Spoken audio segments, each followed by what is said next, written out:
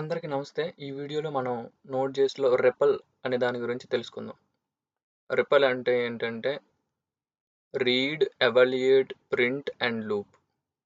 ఓకేనా? ఇది ఎందుకు వాడుతాం అనేది దాని గురించి నేను ఇప్పుడు చెప్తాను. ఓకేనా? నోడ్.js మన దీంట్లో ఇన్స్టాల్ చేసుకున్నాం ఆల్రెడీ. ఓకేనా? I will just check for you. ఇది ఓకేనా? ఇప్పుడు అయితే నోడ్.js ఇన్స్టాల్ చేసుకున్న తర్వాత మన నోడ్.jsలో ఏ ప్యాకేజెస్ ఉన్నాయి? ఓకేనా? బిల్ట్ ఇన్గా ఏ ప్యాకేజెస్ ఉన్నాయి, ఏ వేరియబుల్స్ ఉన్నాయి అన్నిటిని మనం తెలుసుకోవాలనుకుంటే రెపల్ అనే దానిలో మనం వెళ్దాం. ఓకేనా? నోడ్ అని టైప్ చేసి ఎంటర్ కొడితే ఇది రెపల్ సెషన్ అనమాట. రెపల్ అంటే read, evaluate, ఆర్ఈపిఎల్, print, loop.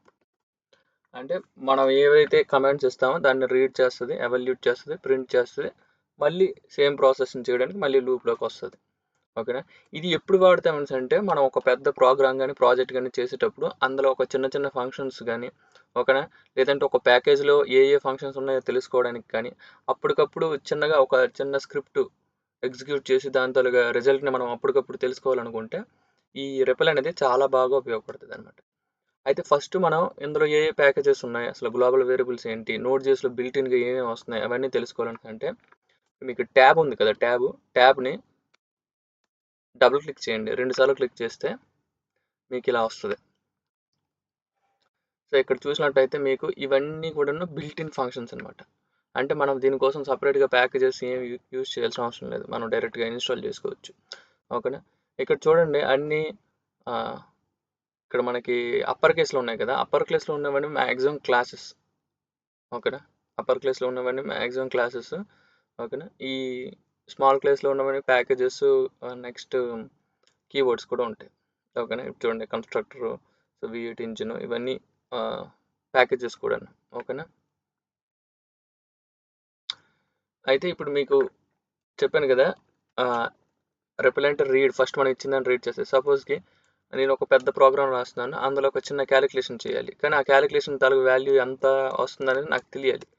Okay, అప్పుడు నేను మొత్తం ప్రోగ్రామ్ని రన్ చేసి ఆ వాల్యూ తెలుసుకునే బదులు సింపుల్గా నేను ఇక్కడ రెపల్లోకి వచ్చి ఇలా చూసుకుంటాను, నేను అనుకున్న వాల్యూ వస్తుందా లేదా అని. ఓకేనా? ఇది ఒక యూసేజ్ అనమాట. ఓకేనా? ఇలాగే చూడండి, ఇది ఫస్ట్ మనం ఇచ్చిన దాన్ని రీడ్ చేసింది, దాన్ని ఎవాల్యుయేట్ కూడా చేసింది, ప్రింట్ కూడా చేసింది. ఓకేనా? ఇప్పుడు మళ్ళీ లూప్ కూడా చేసింది, మళ్ళీ నేను ఇంకో వేరే వాల్యూ ఇచ్చుకోవచ్చు అనమాట. అదేవిధంగా సపోజ్కి నేను ఒక ప్యాకేజ్ ఉంది అనుకుందాం. ఓకేనా? ప్యాకేజ్ వచ్చి ఫైల్ సిస్టమ్ ప్యాకేజ్. ఇది ఈ ప్యాకేజ్ గురించి నేను తర్వాత చెప్తాను. ఇది file system package. File system ప్యాకేజ్లో మనకి ఏ ఫంక్షన్స్ ఉన్నాయనేది మనం తెలుసుకోవాలి. ఓకేనా? ఎఫ్ఎస్ అని టైప్ చేసిన తర్వాత మీరు ట్యాబ్ 2 సార్లు ట్యాబ్ నొక్కారు అనుకోండి, ఏదైనా ప్యాకేజ్కి వచ్చి ఇలా ప్యాకేజ్ ఇచ్చుకొని 2 సార్లు ట్యాబ్ నొక్కితే అందులో ఉన్న ఫంక్షనాలిటీస్, ఐ మీన్ ఎన్ని ఫంక్షన్స్ ఉన్నాయో ఆ ప్యాకేజ్లో అవన్నీ మీకు ఇక్కడ కనిపిస్తాయి. చూసుకున్నట్లయితే ఇది డైరెక్టర్ చేయడానికి, యాక్సెస్ చేయడానికి, రీడ్ సింక్, ఓకేనా, రీడ్ అసింక్, సో ఎవ్రీథింగ్ అనమాట.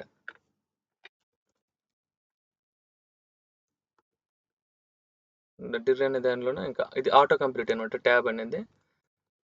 సో ఇలా మనం ఫంక్షన్స్ గురించి, ప్యాకేజెస్ గురించి, అందులో ఉన్న ఏ ఫంక్షన్స్ ఉన్నాయనే దాని గురించి మనం తెలుసుకోవచ్చు. ఓకేనా? ఈ రెపల్లో అదేవిధంగా ఈ ఈ రెపల్ గురించి మనకి ఎక్కువ తెలియాలంటే ఇక్కడ చూడండి హెల్ప్ అని ఉంది కదా, .help అనే కమాండ్ మీరు ఇచ్చినట్లయితే ఇక్కడ ఈ రెపల్కి ఈ కమాండ్స్ అనేవి ఉంటాయి అనమాట. బ్రేక్ అనే కమాండ్స్ ఏంటంటే some times you get stuck, this gets out of it. మనం మధ్యలో ఉండిపోయామనుకోండి, బ్రేక్ అనే కమాండ్ కొట్టి బయటకు వచ్చేస్తాం. ఓకేనా? అలాగే clear, alias for the break. Okay.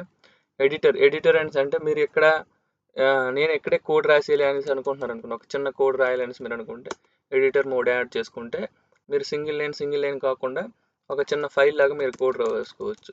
సపోజ్కి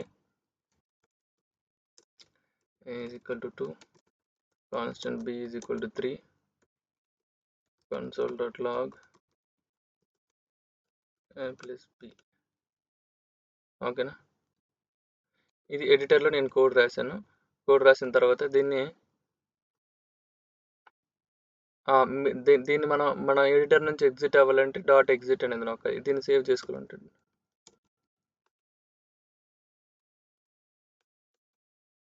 బయటికి రావట్లేదు ఆయన. ఇలా మనం కోడ్ కూడా రాసుకోవచ్చు. ఎగ్జిట్ అవ్వాలనుకుంటే కనుక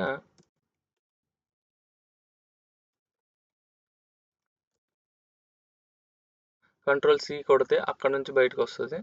ఓకేనా?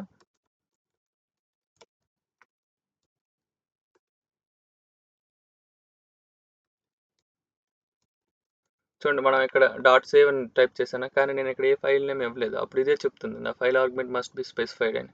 సో అప్పుడు మనం ఏదైనా ఏ ఫైల్లోకి అయితే ఇది సేవ్ చేయాలనుకుంటున్నామో ఆ ఫైల్ తల నేమ్ ఇవ్వాలి. సపోజ్ నేను sample.txt అని ఇచ్చాను అనుకో.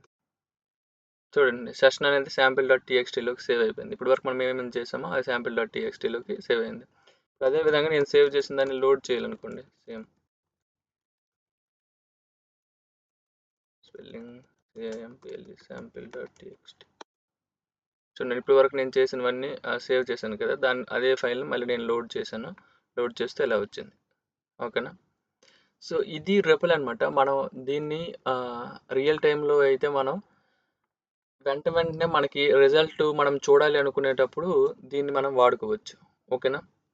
ఇట్స్ లైక్ చిన్న డీబగ్గింగ్ లాగా, కానీ మనకి అప్పటికప్పుడు ఎవాల్యూషన్ చేసి ఏదైనా ఒక రిజల్ట్ వచ్చి దాన్ని మనం వేరే దీనికోసం వాడతాం కదా, అప్పుడు హెల్ప్ఫుల్ టూల్ అనమాట ఇది. Okay guys, this is for repel.